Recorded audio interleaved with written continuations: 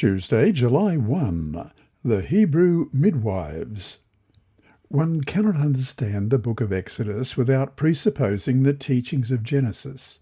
The Jews moved to Egypt, and after a time of great prosperity and peace, they were enslaved. But God did not abandon his people to their problems, even though it may sometimes have seemed so.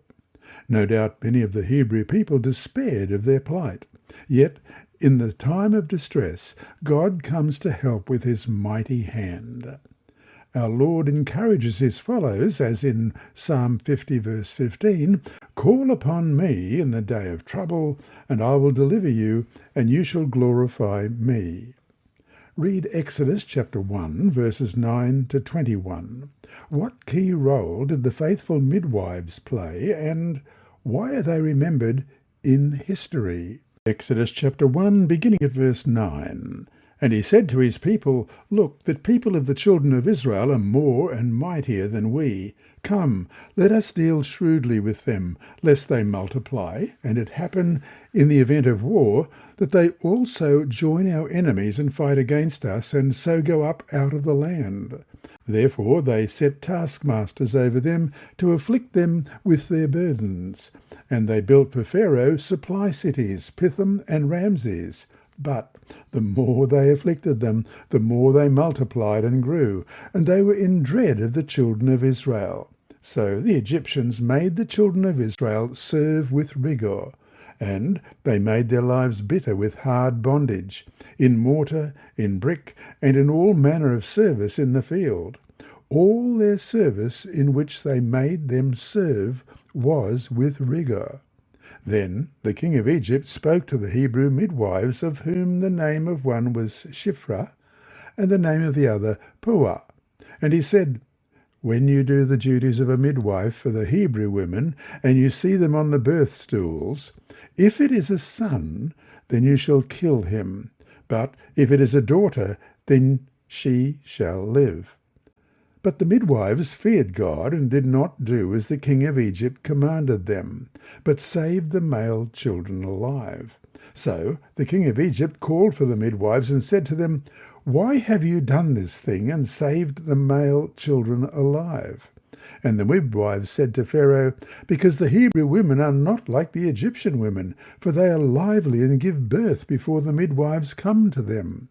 Therefore God dealt well with the midwives, and the people multiplied and grew very mighty. And so it was, because the midwives feared God, that he provided households for them. No Pharaoh has a name in the book of Exodus. They carry the title of Pharaoh only, which means king. The Egyptians believed that the Pharaoh was a god on earth, the son of the god Ra, or Osiris, or Horus. Ra was considered the highest Egyptian deity, the sun god himself.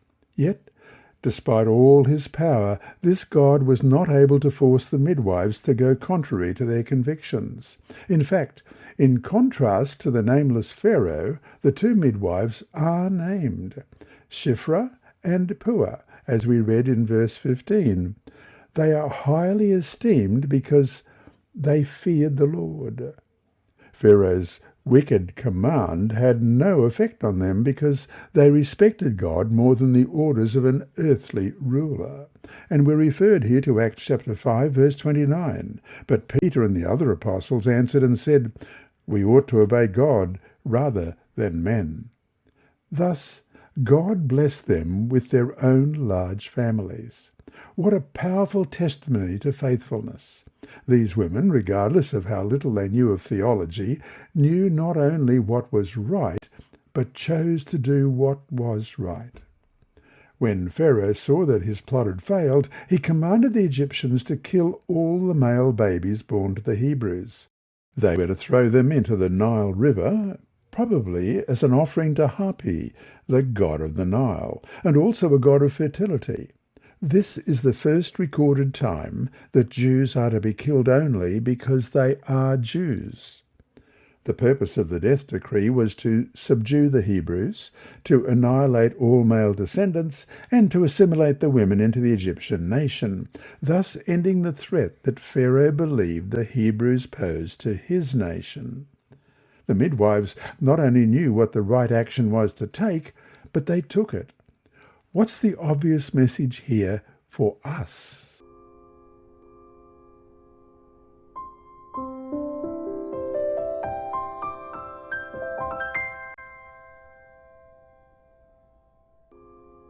Tuesday, July 1. The Hebrew Midwives. Because they failed to accomplish their purpose, they hardened their hearts to go still further. The king commanded that the male children should be killed as soon as they were born. Satan was the mover in these matters. He knew that a deliverer was to be raised up among the Hebrews to rescue them from oppression. He thought that if he could move the king to destroy the male children, the purpose of God would be defeated. The women feared God and did not as the king of Egypt commanded them, but saved the male children alive.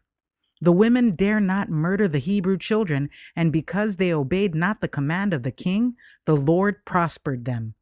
As the king of Egypt was informed that his command had not been obeyed, he was very angry. He then made his command more urgent and extensive. He charged all his people to keep a strict watch, saying, "Every son that is born ye shall cast into the river, and every daughter ye shall save alive." Spiritual Gifts, Volume 3, page 179.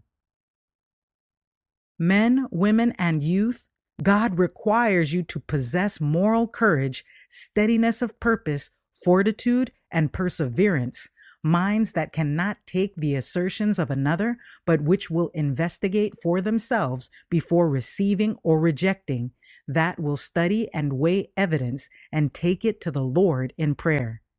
If any of you lack wisdom, let him ask of God that giveth to all men liberally and upbraideth not, and it shall be given him. Now the condition, but let him ask in faith, nothing wavering. For he that wavereth is like a wave of the sea driven with the wind and tossed. For let not that man think that he shall receive anything of the Lord. This petition for wisdom is not to be a meaningless prayer out of mind as soon as finished. It is a prayer that expresses the strong, earnest desire of the heart arising from a conscious lack of wisdom to determine the will of God. Every act of our lives affects others for good or evil. Our influence is tending upward or downward. It is felt, acted upon, and to a greater or less degree reproduced by others. If by our example we aid others in the development of good principles, we give them power to do good.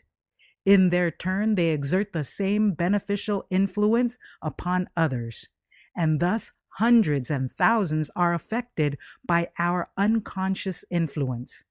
If we by acts strengthen or force into activity the evil powers possessed by those around us, we share their sin and will have to render an account for the good we might have done them and did not do because we made not God our strength, our guide, our counselor. Testimonies for the Church, Volume 2, page 130.